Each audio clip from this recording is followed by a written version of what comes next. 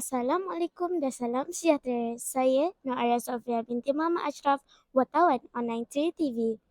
Kini saya berada di dataran Perhimpunan Sekolah Kebangsaan Putrajaya Presiden 92 bagi melaporkan pelancaran program Ihya Ramadan 2026 yang berlangsung pada pagi Jumaat 27 Februari 2026. Pelancaran program Ihya Ramadan 2026 ini dianjurkan oleh Panitia Pendidikan Islam dan Bahasa Arab dengan kerjasama pelbagai pihak bagi menyemarakkan kedatangan bulan Ramadan dalam kalangan warga sekolah. Majlis dimulakan dengan perhimpunan rasmi serta pengenalan aktiviti-aktiviti yang akan dilaksanakan sepanjang bulan Ramadan. Antara pengisian utama ialah program Hufaz Cilik, Tadarus Al-Quran, program HD serta program Infak Kasih.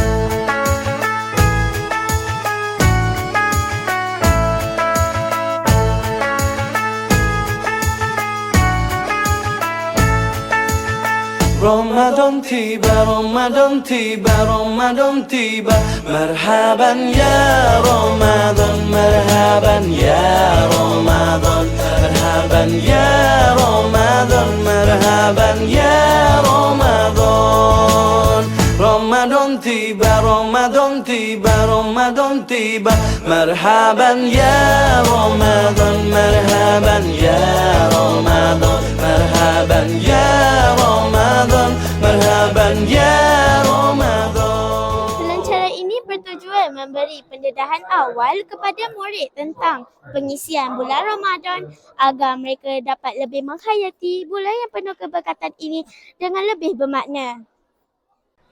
Assalamualaikum Ustazah. Waalaikumsalam Ara. Ustazah, apakah harapan Ustazah terhadap pelaksanaan program Ihya Ramadan pada tahun ini Ustazah? Okay, saya berharap semoga program Ihya Ramadan pada tahun ini dapat memberi kesan yang baik kepada semua warga SK Putrajaya Presiden 92. Sebab di dalam program ini terdapat banyak aktiviti ada khatam Quran, ada Hufaz Cilik, ada Infak Kasih, Tadarus Al-Quran dan ada program Tazkirah Al-Quran jugalah. Jadi matlamat utama kita mudah-mudahan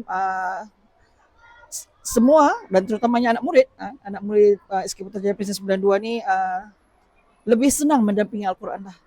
Sebab kita adakan tadaruskan dan akan tanam rasa syukur dalam diri. Kita ada buat infak kasih. Infak kasih itu maksudnya sumbangan lah, sumbangan ikhlas kepada orang-orang yang susah. Itu saja. Okay. Baik, terima kasih Ustazah. Okay, sama-sama.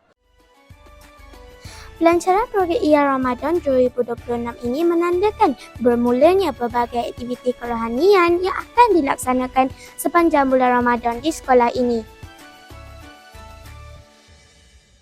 Diharapkan program ini dapat memberi impak positif kepada semua murid dan warga sekolah.